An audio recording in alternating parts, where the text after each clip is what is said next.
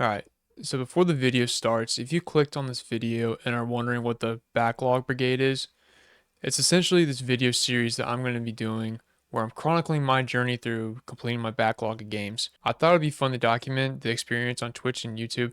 So for this first installment, I'll be talking about Marvel's Midnight Suns. I streamed it all on Twitch, and that's my plan for bigger games in this series, to stream it all and then do a YouTube video later, reviewing it or just talking about it. I have smaller indie titles in my backlog, but I feel like those would be better if I played them off stream and did a video talking about them in a different aspect. So if you want to follow me through this journey, I'll leave the link to my Twitch in the description. I hope to see you there. This should be a fun experience. And now to the actual video. This is my review of Marvel's Midnight Suns. What do you get when you mix the developers of the XCOM reboots, a roster of Marvel heroes, dating sim mechanics, and Yu-Gi-Oh? You get Marvel's Midnight Suns, a strange mashup of several genres that lead to an experience that, at times, is irksome, but also incredibly fun with strategic and gratifying gameplay. Midnight Suns' main selling point was its turn-based card mechanic rather than the grid-based tactical gameplay Firaxis came to be known for in their XCOM reboots. If implemented wrong, this card mechanic could have been very tedious, but instead makes for rewarding and fun gameplay. Each character has a deck of 8 cards that are drawn randomly throughout an enemy encounter, and you're able to play 3 cards per turn before it's the enemy's turn. Card abilities either boil down to dealing damage or adding some kind of buff to teammates or debuff to enemies. Damage cards are always a guaranteed hit, so there's no chance of you missing a 97% chance shot with a shotgun from point blank range. Some cards allow you to knock back enemies into environmental objects or other enemies. Some cards allow you to earn your card play back if you knock out an enemy. During missions, you have a meter called Heroism that fills up as you play cards. This allows you to play more powerful cards that grant better buffs or deal more damage. Heroism also allows you to use the environment for attacks at no expense of a card play, provided you have it lined up correctly. Each turn, you're allowed to move one character to line up attacks or move away from hazards. And if you don't like the cards in your hand, you're allowed a few redraws per turn in hopes of landing a more favorable card. All of this coalesces into a satisfying gameplay loop that rewards careful planning and using all the resources at your disposal. Like, you do feel like a genius when you clear a mission in only a few turns and your heroes take minimal damage. I did think early on that the gameplay felt more puzzle based rather than tactical.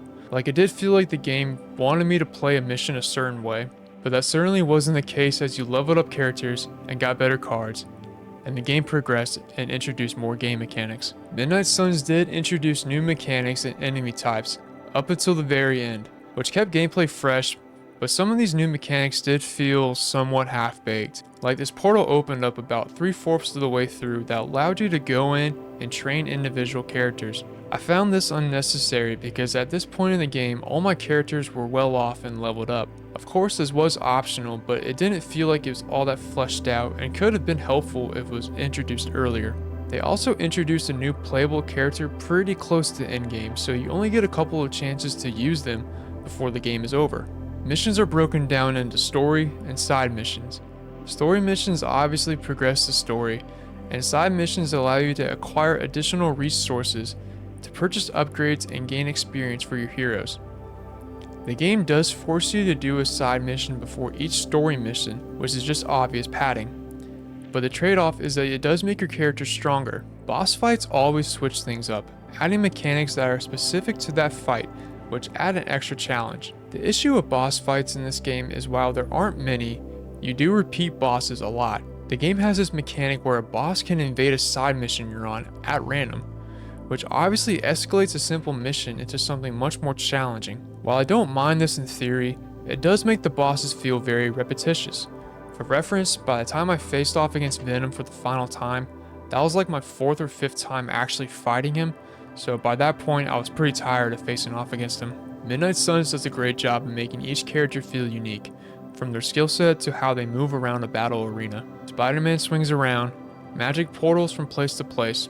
The heroes are either suited for dealing damage or more support-like roles, so I found it was best to mix and match the two for missions. And the game definitely encourages you to experiment with different heroes. For the most part, the heroes are pretty balanced, but of course you're going to find heroes that you like using more than others. Heroes like Robbie Reyes and Nico have weird drawbacks to a lot of their abilities that other heroes don't have, so I usually try to avoid using them if I had the choice, but in some instances, the game forces you to use them. I found the player character, the Hunter, was the best hero to use as they had the widest range of abilities. In between missions is when you can make upgrades to your heroes and your base, and interact with other characters. It's here where the dating sim mechanics come into play. I say dating sim, but that's not really accurate as you can't romance the heroes, but you can hang out with them to increase your friendship level, which unlocks certain upgrades.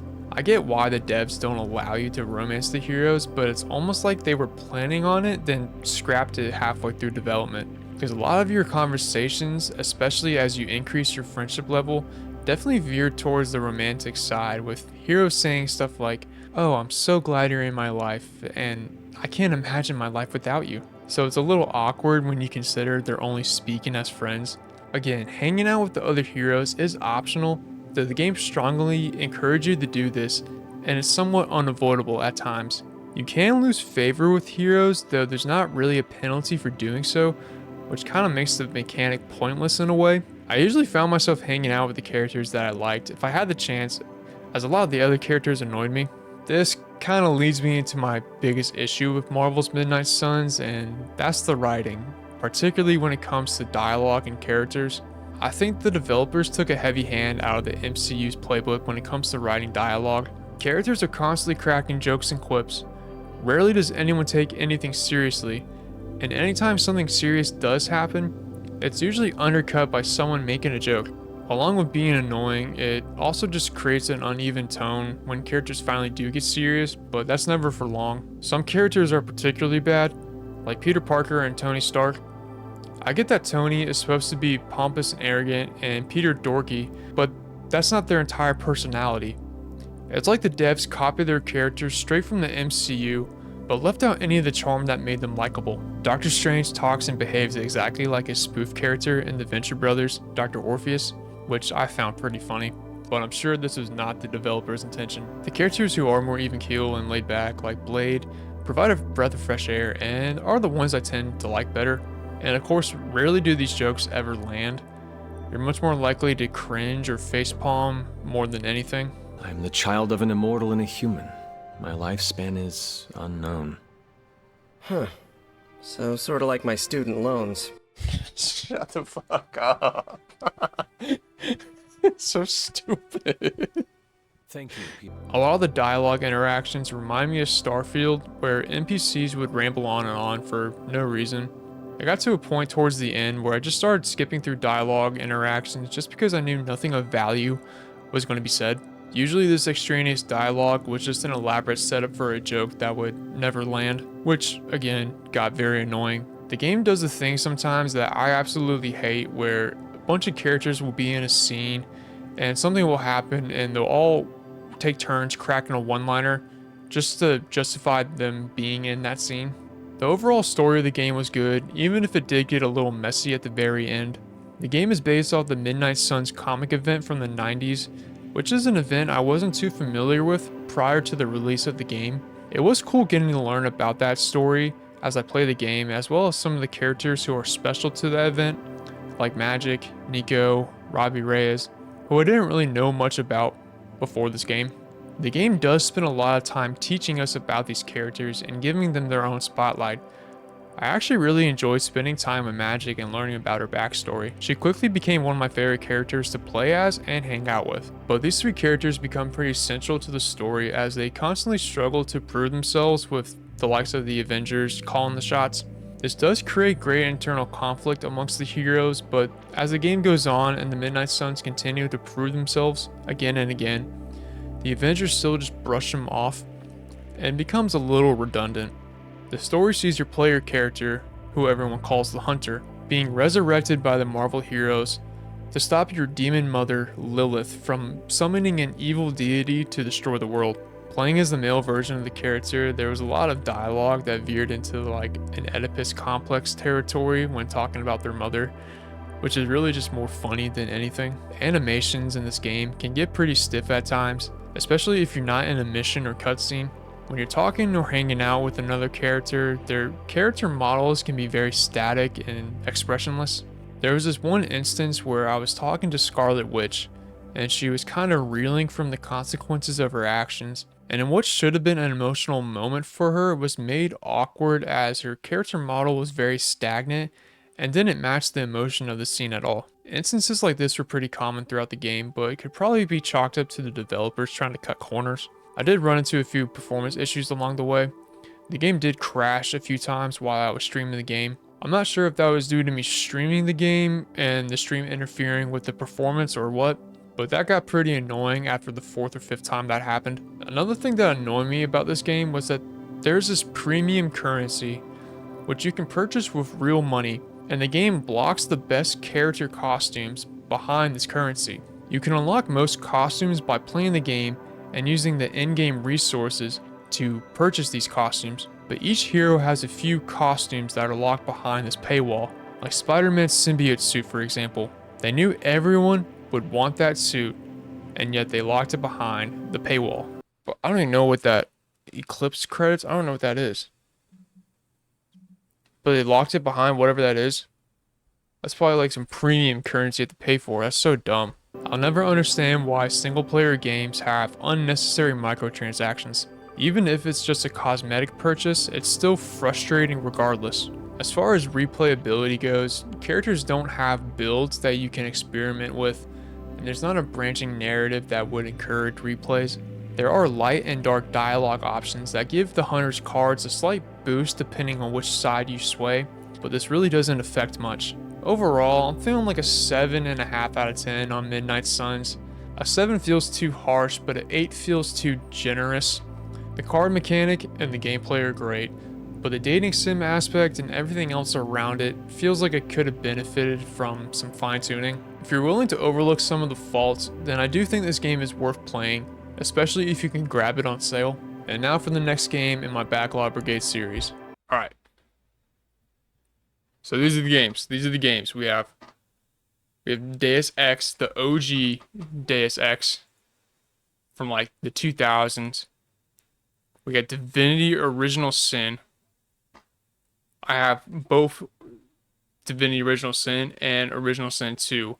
But we're going to start with Original Sin first. I've seen that like it's easier to go from Original Sin to Original Sin 2 instead of vice versa because they play totally differently. We have Jagged Alliance 3. We got Pathologic, which I did start playing. I just never got around to finishing it, but I feel like it would be a cool game to like play on stream, just because it's fucking weird as shit. Then we got Vampire the Masquerade Bloodlines, another game that I started playing, just never ended up finishing. I feel like that's also would be a fun game to play on stream. Plus the sequel's coming out soon, so like what better time than now to play than to like revisit the original one. All right, so we got 5 games here. We got 5 games. So let's let the wheel decide. What do we got? What do we got? Ooh. Jagged Alliance. Dude, I was actually kind of hoping for this game. I was kind of hoping for this one. I was pretty excited about it. I've been wanting to play this one. It's another like turn-based strategy game. And it seems really fun. It seems right up my alley. So let's actually go ahead, remove that one. Alright, so that'll be the next game. That'll be the next game, y'all.